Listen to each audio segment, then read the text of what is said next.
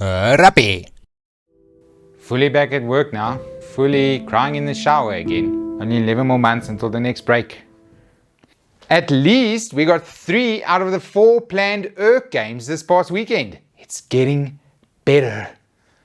In game 1, Edinburgh hosted Cardiff, and then they took them to the cleaners. Poor Cardiff rugby. There's medium rare, then there's rare, then there's undercooked, then there's a gap, and then there's Cardiff rugby. They had not played in almost 3 months, and it really showed in that first half. Edinburgh ran them ragged, and their 2 Argentine stars on the wings were having a ball. Take nothing away from Edinburgh though, they are top of the URC log, and I go out of my way to watch them play. And you know, my approval means the world to these players. Game 2, and this time Glasgow hosted the Ospreys. It went the same for the Welsh team. I think shellacking is the technical term.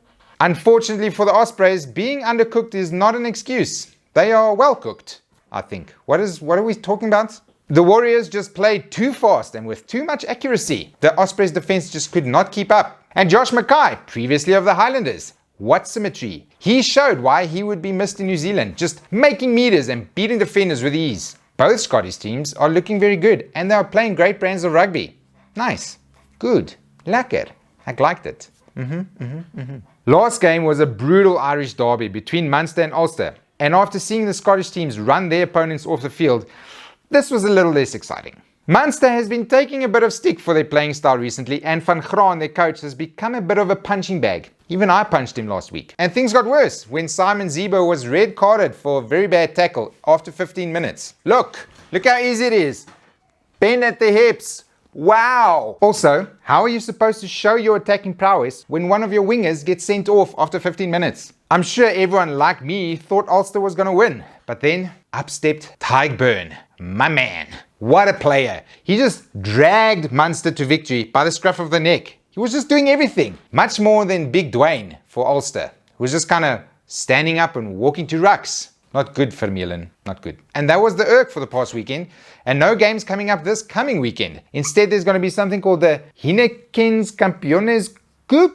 Never heard of it. So instead, let's just look at some headlines. Come look. Look! And the word of the moment seems to be transfers. Major moves include Leicester captain and all-round cool guy Ellis Genge moving back to Bristol. Malachi Fekitoa is set to leave Wasps for Munster.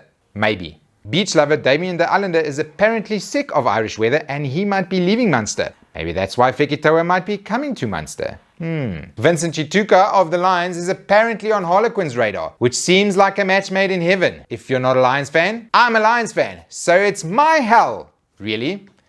My hell. Ex-All Black Via Fafita is set to leave the Wasps and join the Scarlets. It is all kicking off. Even Etzebeth's salary is upsetting the Toulon owner, even though he gave him that salary.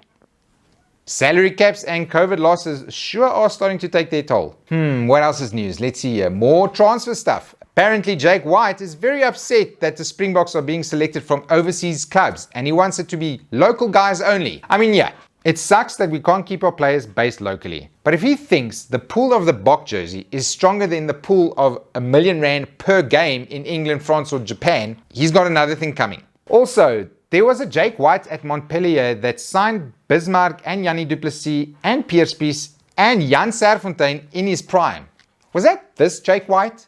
Was it? Oh, here comes trouble. The French government to be exact. They have set rules for entering their country, and a 48-hour isolation period when you arrive is one of those rules. What this isolation period means though is that teams like the Newcastle Falcons are wondering if they should even go to France. They can't travel, isolate and train before their game against Biarritz on Friday night. Bath are in the same boat, and so are some other teams. This year's European competitions are already pretty screwed with all the postponements and cancellations, and one wonder when the whole thing is just going to be cancelled. Might be soon. Good news here in South Africa. The Lions have today confirmed that 2,000 fans will be allowed at every one of their Currie Cup and URC games for the rest of the year. Now, the stadiums in South Africa are gigantic. You could probably allow 10,000 people and never see anyone else. It is the light at the end of the pandemic tunnel. And that, my dudes and dudettes, is the rugby update for this week. I will see you all next week after I've maybe been to a rugby game.